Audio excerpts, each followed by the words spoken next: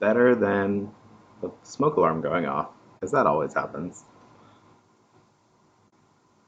Hi, welcome everyone to It's Good Enough to Eat. I'm Warren, pronounced he, him. Mark's over there giving me some background chatter every once in a while. Also he, him, it's my husband.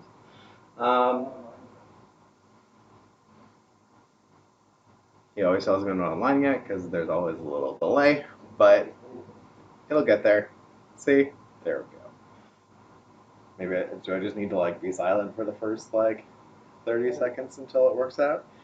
Anywho, so going save for today. I'm making some braised Italian style sausage and veg.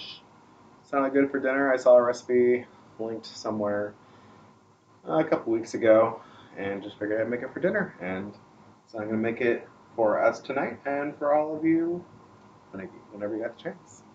So, I did make sure to open my wine earlier today to give it a chance to breathe.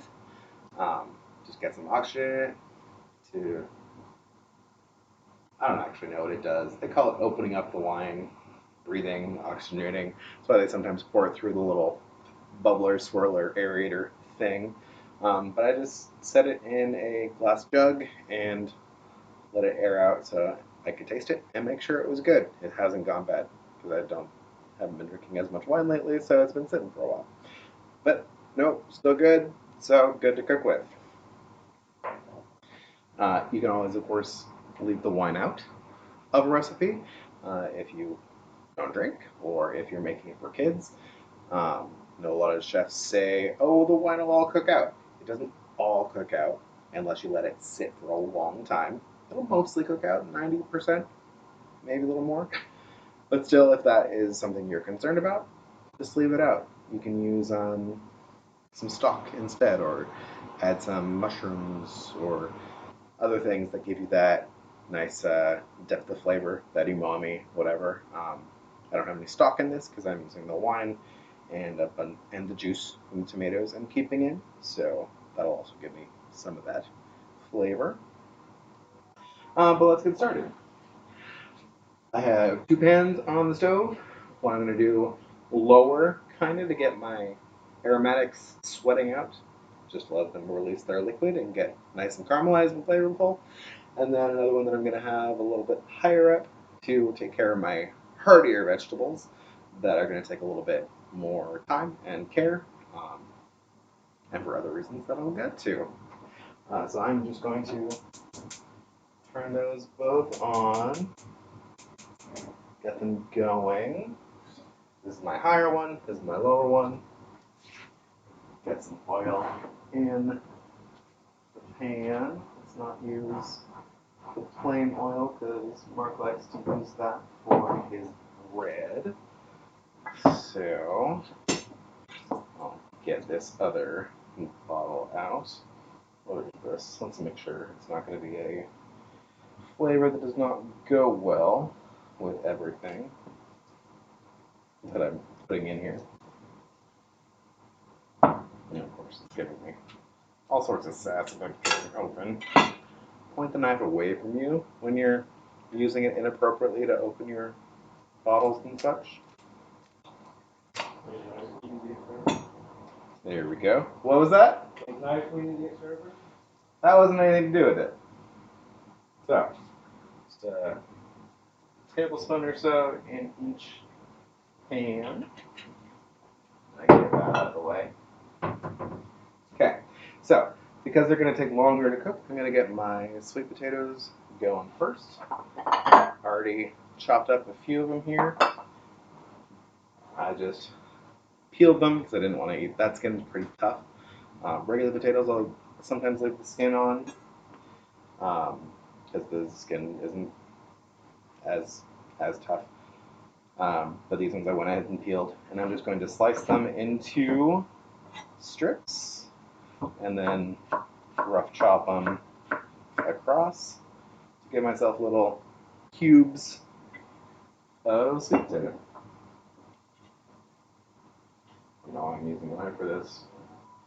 I even got myself out a little scraper or scooper thing so I could not have to try to pick them up with my knife, but whatever.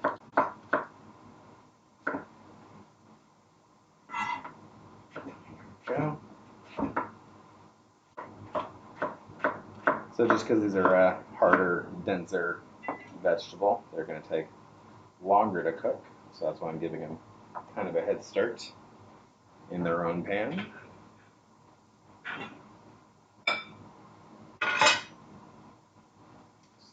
Toss these right in.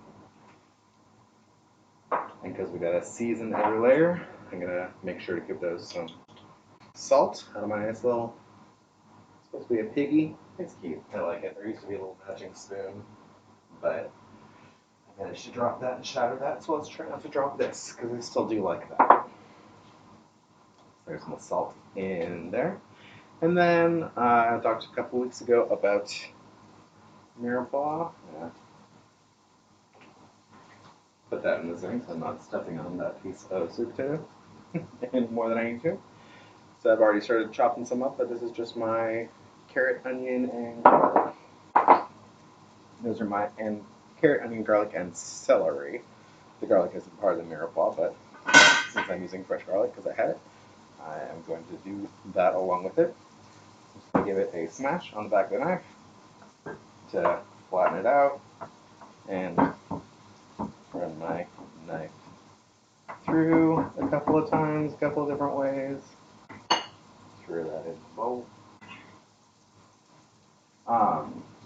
And again, these are I'm doing slower because I don't want to. When I don't want to burn them, the onion is going to be a little bit prone to burning. And also, for this flavor profile, the onions like to go kind of low and slow for a while to bring out that caramelized sugar flavor. It's not sweet necessarily, but we're all just trying to draw out those things that we're looking for in the food, and that's one of those umami things is low, slow, caramelized onions. So I'm doing the similar thing with my carrots over here, run through to get a nice small size. Small size will cook faster. It'll cook about the same time as my onions. And here again, I just peeled the carrot.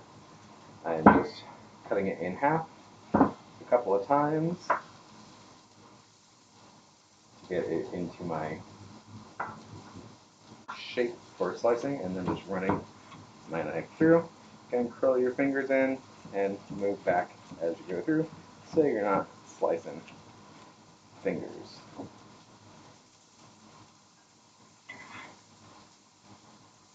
And I'm doing it again. I should use my bench scraper. It's one word for these. My celery, I am just going to slice through again because I want to get kind of even sizes for everything. Same thing. You're making curd? I am making curd. I was going to do that later. I meant to do that tomorrow, but I think I will probably end up maybe doing it tonight. I told my sister I would make her some meringues and a friend that I would make him some pavlova, which is, if you've never heard of it, a New Zealand in origin dessert that was created for a Russian ballerina named Anna Pavlova. They call this dessert a pavlova. Give this a quick stir over here.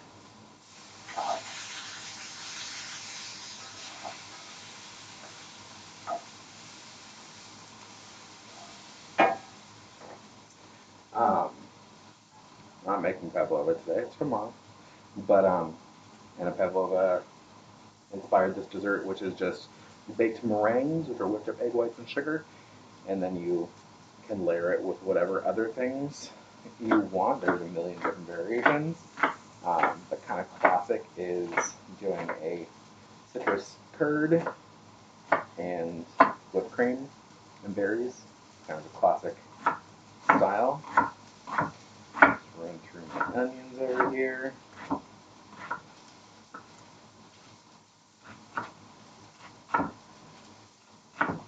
Should have sharpened my knife a little bit before I did this, but whatever. I'm being careful. I didn't get some of that tougher outer skin peeled off, so I'll do that now before I chop through the rest of this.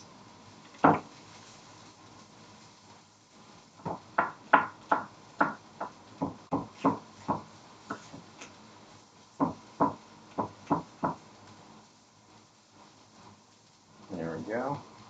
Onions are managed.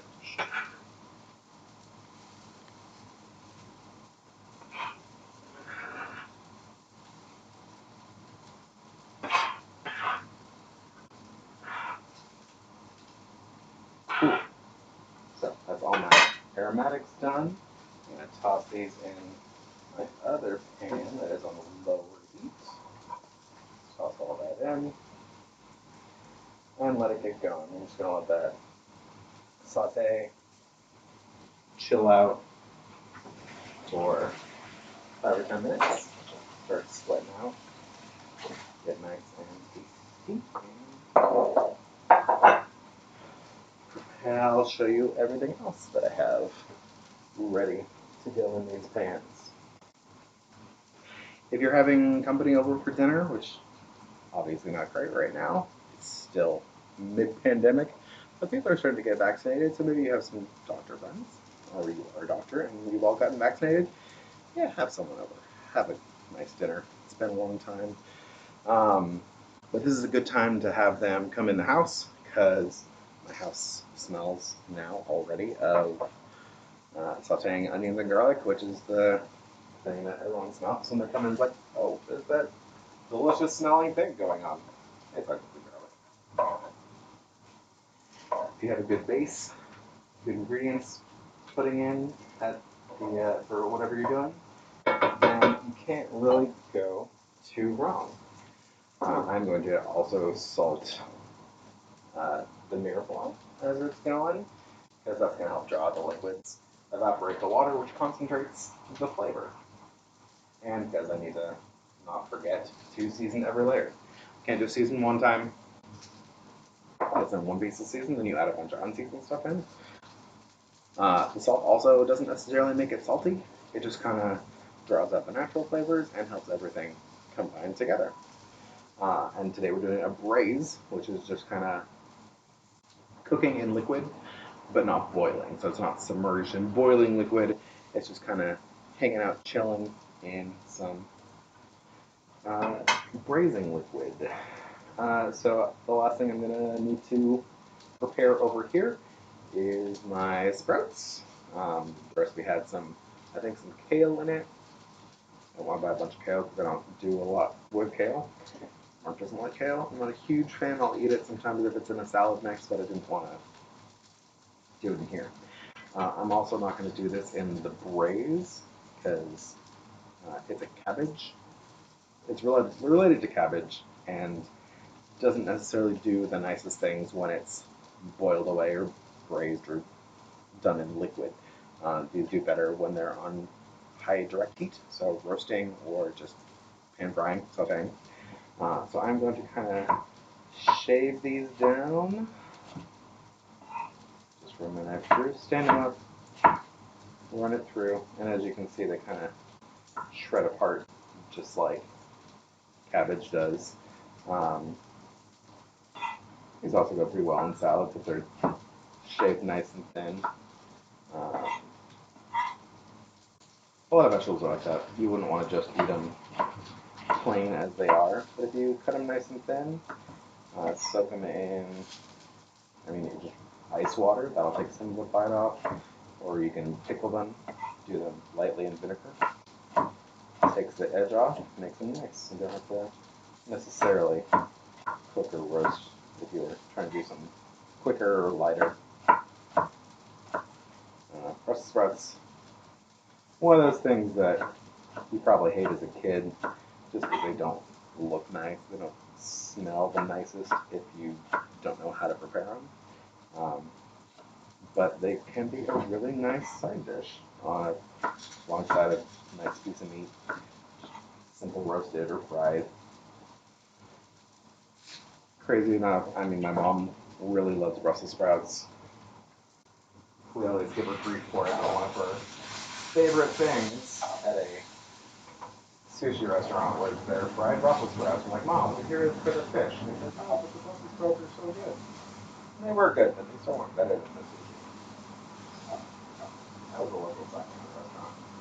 We should really order some takeout from them. It's been a long time since we've seen or gotten the honor of being served by the folks over at Peru. So that's just working away. Once in a while, I have to pop the fan on a little bit much, especially when I stir it. It's going to release some of that smoke. Those are getting burnt. I turned this down a little bit because it was getting a little bit too done. I'm going to use that pan again for the sprouts after I get that into the main dish with everything else. Get my hands quick wash.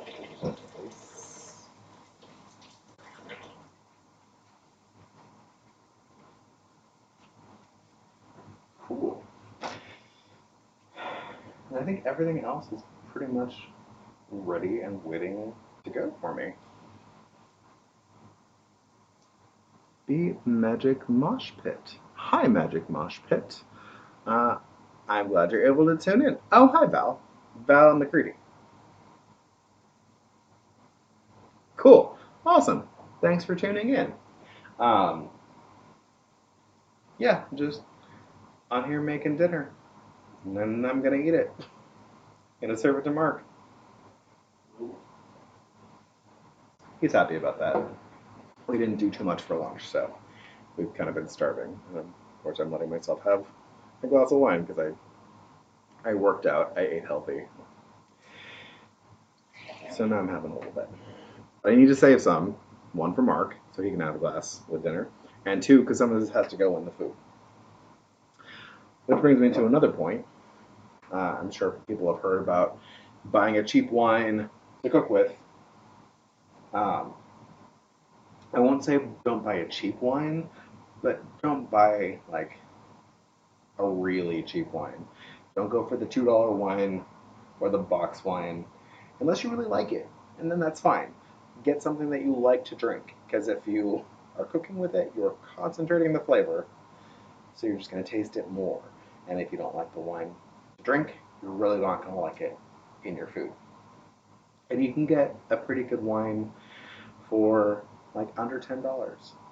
And it serves to go and make your food taste better, and then you drink it alongside. So, I mean, treat yourself once in a while. My mom got a whole case of this from her wine club at $10 a bottle. And maybe be a little bit more single bottle, but you can also buy half bottles, and then you don't have to worry about it. It's good for portion control. There's also cans of wine, which is crazy, but portion control again, and some of them are pretty good, and they're cheap. You can get a can for $2 or $3. Um, it's going to be a little higher quality than the bottle. It's $2 or $3 because obviously it's only a quarter to half of what the bottle amount is. Um, so just, I mean, the main point is get something that you want to drink, and then use that to make your food. It's going to be much tastier. You're going to like it a lot more in the long run. And we're not doing it every day, so. Also on that note, probably don't get too expensive of a wine because you are throwing a bunch of it in the food and you don't want to waste a really nice bottle on it. So, something you like to drink, cheap to medium priced. This bottle, $10-ish. So,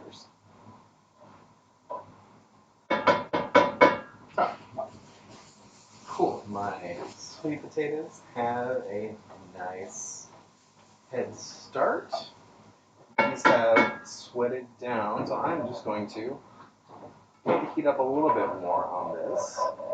Make myself some space in the middle. Get myself a little more oil. But not too much because I'm going to add my sausage. So I've just got some Italian style sausage. It's got some herbs in it.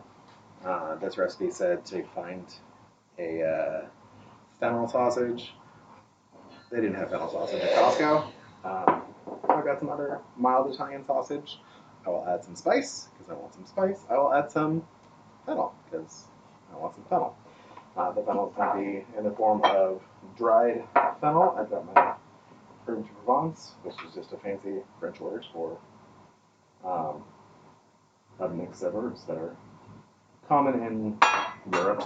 I'm going to say Europe because technically it's France. Provence is originally France, but it's a herb blend that works well in lots of European style cooking. Should have decased that earlier, but I wanted to show you. So I just slit the casing off my sausage down the side and peeled the skin right off. So there's my sausage done, ready to go in, and I'm just gonna break it off in chunks and drop it right in the pan to get browning. I'll put this down so I can use both hands to go a little faster. And I'm just gonna drop this in and let it brown on all sides. So I'll stir it about once it's had a chance.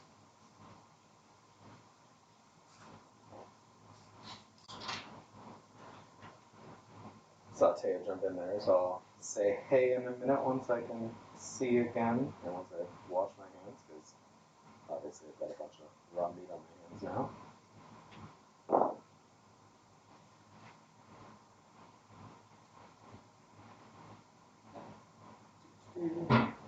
Almost done. Everyone loves getting pork all over their hands, right? If you don't want to get pork in your hands, wear some gloves if you want, if you have them, or just slice it up with the casing even on there. You can even pre-cook it. If you want to speed things up, however you prefer. And use more soap this time because raw pork is going to contaminate my cutting board if I touch that. I don't want to get raw meat on my wood cutting board. Cool. Days before Christmas. Well, thank you. Appreciate that. It's one part that didn't gain a million pounds during quarantine. I have cute shorts for this, right?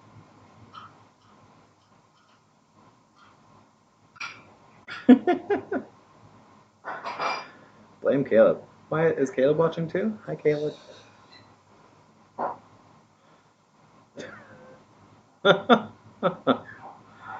Oh my goodness. That's fine. Okay, yeah, this is a little bit longer one anyway. So, didn't miss a whole lot. I've done my mirepoix, I've done my sweet potatoes. About to throw them all in together once the sausage gets browned. Sorry to hear that you're not watching, Caleb.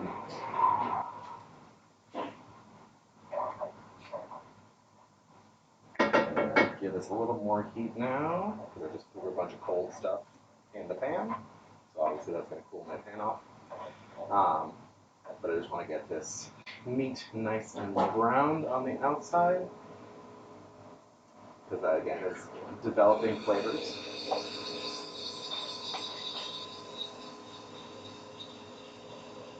I guess that's the other thing I could have done if I didn't want to pull the sausage apart myself, was just throw the whole thing in the pan and mush it apart with my spoon here. But I'm going to take this chance to spill my wine and throw in my herbs. Pretty good, generous helping of that. A little bit more salt because the pork is already seasoned, but I want to just help get that plan nice with everything. Then I will throw in some heat because this is a mild sausage. I'll get a little heat in with it. Oh yeah, Valerie joined us. say Valerie and Taylor used to work together.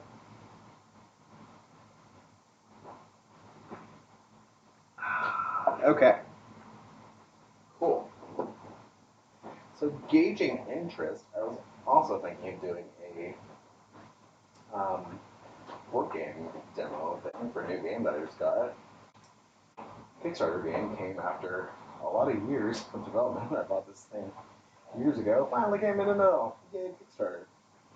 But they've got kind of a demo starter scenario that doesn't have any spoilers for the main game, but kind of starts out teaching how to play. So I was thinking about doing a stream of that too. Thought that'd be fun and interesting for people. And also because then, if I was going to play it with someone later, they could watch that instead of everyone having to do the demo game by themselves. It's a little one-player demo thing down here in the rules.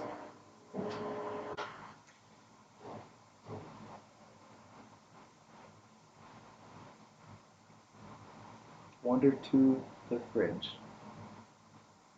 Oh, the one I was talking about the wine earlier, Teo.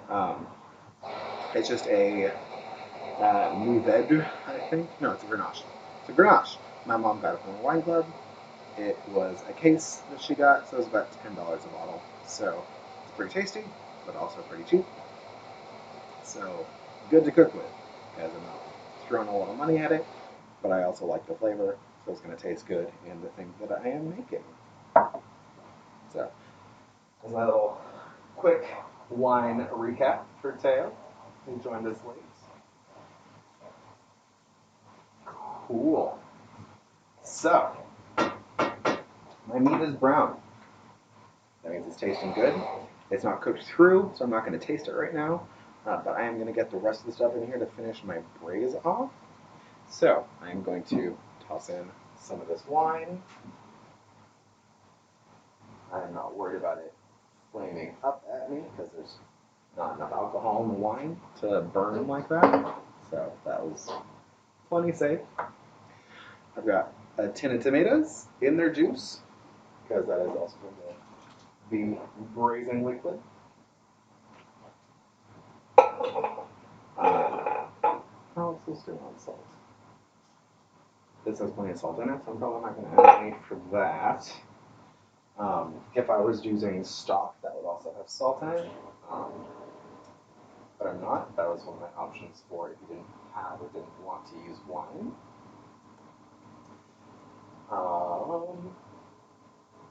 If you didn't have stock or wine to use, then you could just use water.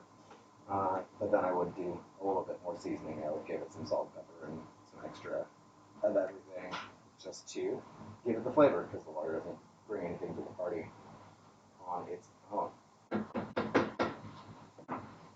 So the last thing I'm going to put in here are some beans that I opened up and rinsed earlier. Being an Italian recipe, I would have preferred to use white beans, cannellini beans, but the Costco did not have any, so I'm using what I have. It's kind of a staple of all the cooking I do. If I don't have something, substitute it. And I should know by now, it's going to be good enough. This is getting real full. Oh, we're going to be fine. If I was going to recommend one cooking vessel for anyone, it would be a nice, deep-bottomed kind of cast iron pan like this. It's got a good capacity. It travels well. It can go into the oven, so you can get a crispy top if you're doing like a baked mac and cheese or some other sort of casserole. And it's durable. The other thing I would say again is a good cast iron, because I've had this thing for lots of years. I've had this since I finished high school. So Valerie knows how many years ago that was. But yeah, I've had this cast iron forever. They last forever as long as you remind your roommates not to put them in the dishwasher, or else you will have to reseason them. So I'm going to throw in this last thing in my pan. gotta stir slow and careful so we don't spill everything everywhere.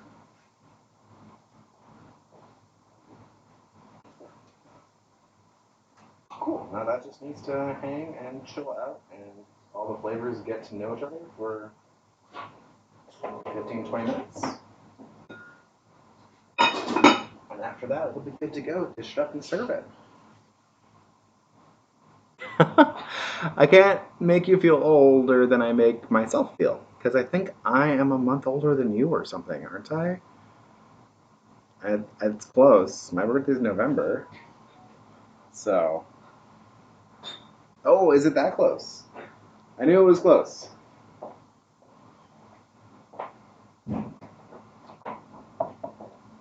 Oh, so 3 days. My goodness. So if you're old, then I'm older. So feel good about that? Maybe. So while that's working away, I am going to get my Brussels sprouts in this same pan again. Because I don't want those to cook in the braising liquid. Again, they'll release their less pleasant qualities, so I'm not going to do that.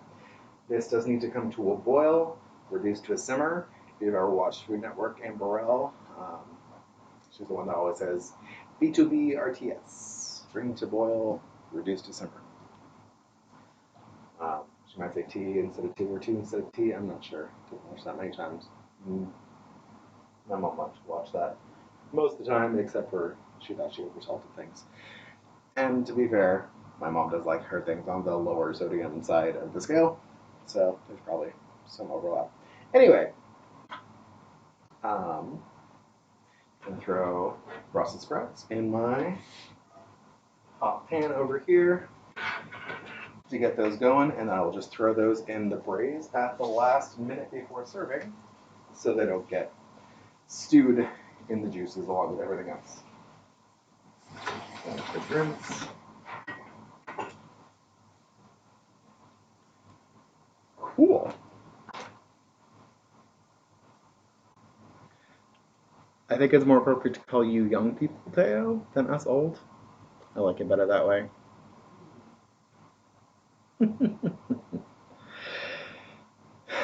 Bring something more culture.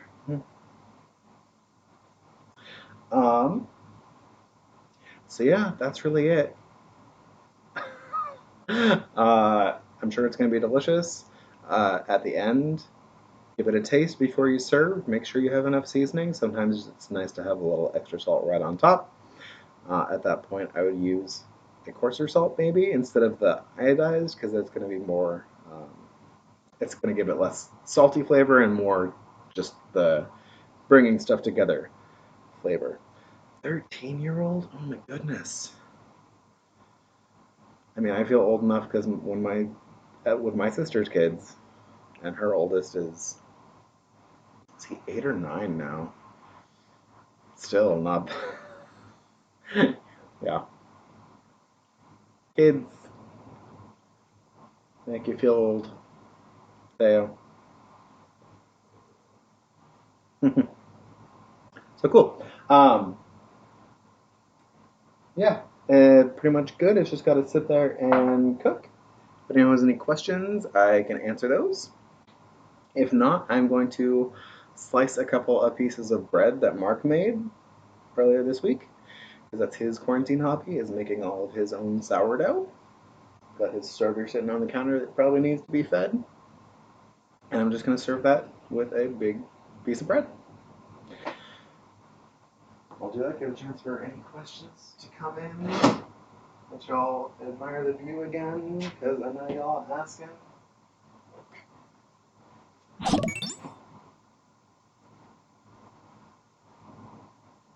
Yeah.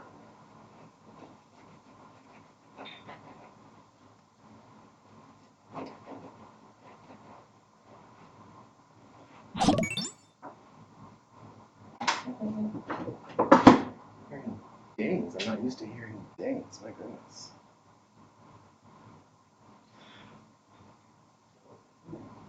Hmm? What meat? There's no meat.